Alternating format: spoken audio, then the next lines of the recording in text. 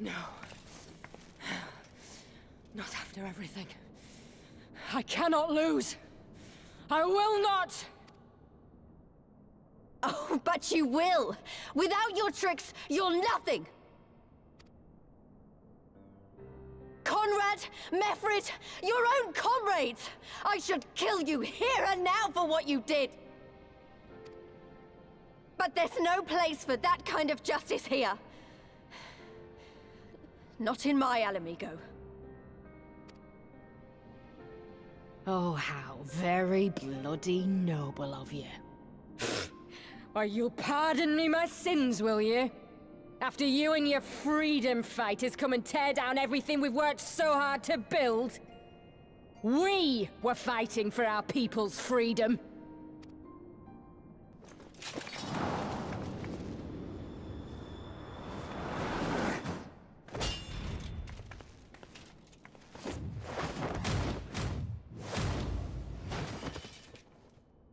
You're slaves to a tyrant! There's no freedom in that!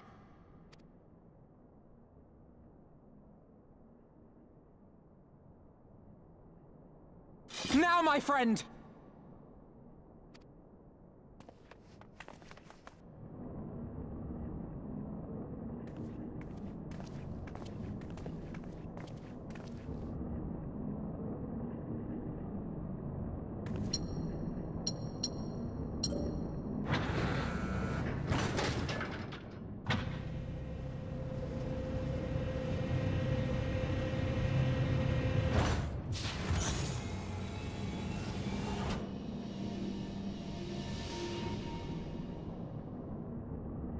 Croyle!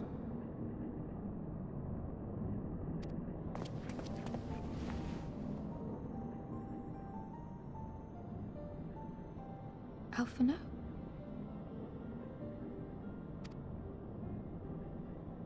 I knew you'd come.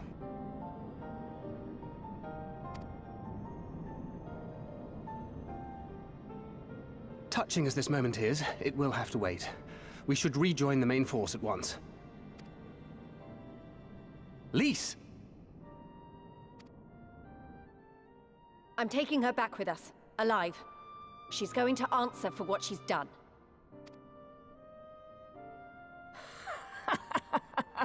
Listen to you. Talking like you've already won. Xenos is gonna tear you apart. He commands a power echoing that of the Icons.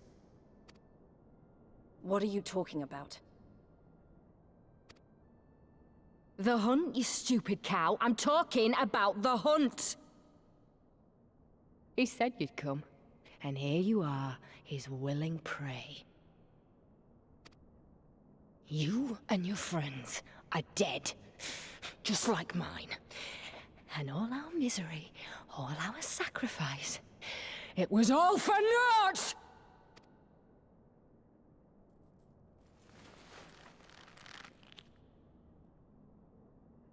No!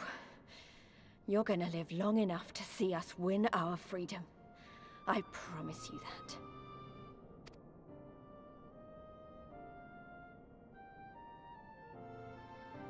May I live 1,000 years. Interrogations can wait. Let us be off.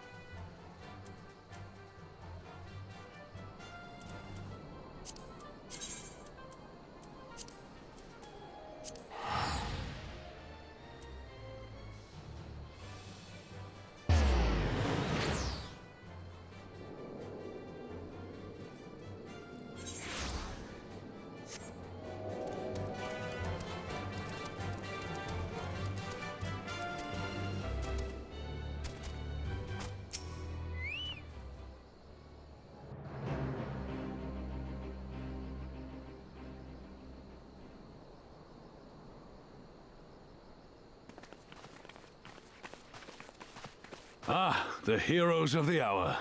Not content with securing the residential district, you gifted me an Imperial commander.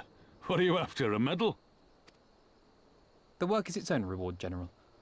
I must say, however, that Fordola's claims were not a little disturbing. What manner of power could Xenos have acquired that might equal an Icon? Might she speak of our missing Omega? Very possibly. The Empire's fondness for comparable Allagan technologies is exceedingly well documented. Have we made any progress with our own investigation? None.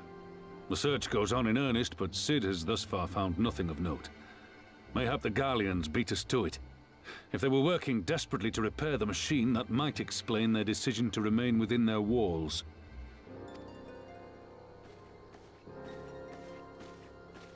Ah, Lys.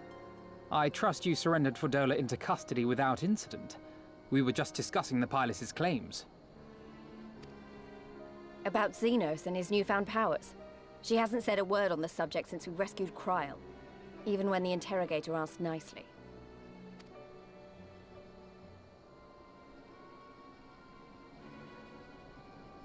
Mayhap I can offer some insight into her claims, or at least into the facility and the experiments they conducted during my time there.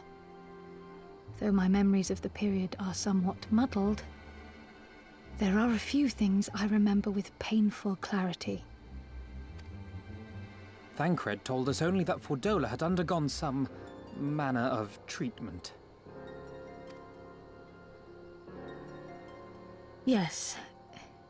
It is a place wholly dedicated to the creation of enhanced beings, whom they refer to as the Resonant.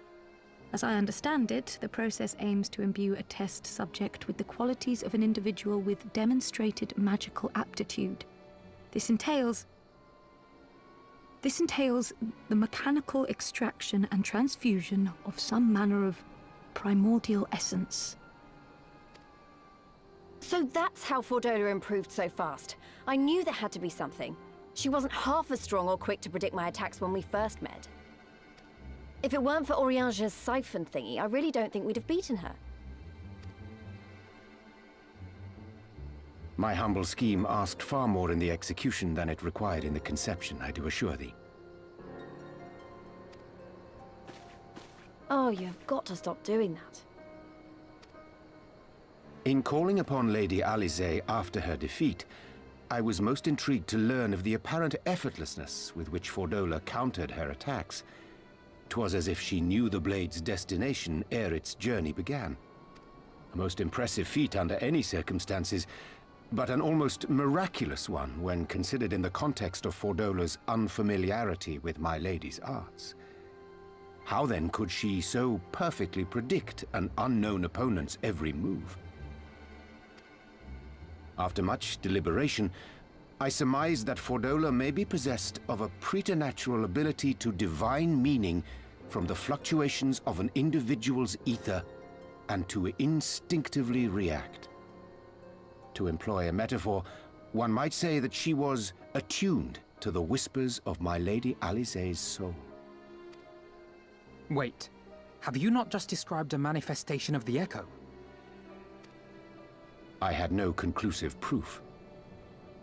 The available anecdotal evidence suggested only that Fordola was uncommonly sensitive to etheric fluctuations, and 'twas this which led me to develop my stratagem. I would fashion a device with the capacity to generate a massive disruption in the surrounding ether. If, as I suspected, Fordola's senses were indeed questing for the most minor of oscillations, the shock of exposure to a more amplitudinous etheric waveform would be akin to a debilitating bout of ether sickness. How ingenious. I note that the success of your plan hinged on your device's wielder remaining ignorant of its purpose, lest Fordola divine your intent. Indeed so, Master Alphino. All things considered, 'twas a most fortuitous outcome. That's putting it mildly. In any event, If Urianger is correct, that would mean these Resonant have been granted the power of the Echo via artificial means. A sobering thought, to say the least. And one which makes me wonder what else Xenos has in store. Whatever the Viceroy's newfound powers, I know of none better equipped to face him. And face him you must. For there is now but one path forward, and it leads straight to Alamigo.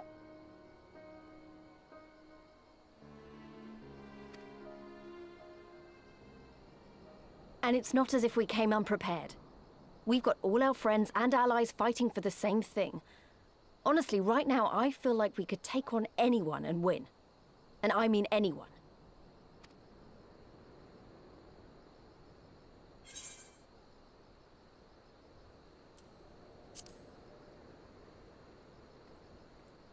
Exactly. Oh, I wouldn't want to be in Xenos' boots. Not with the likes of us coming to get him. Right. I'd best get back to the residential district. Thancred and the Resistance forces are waiting.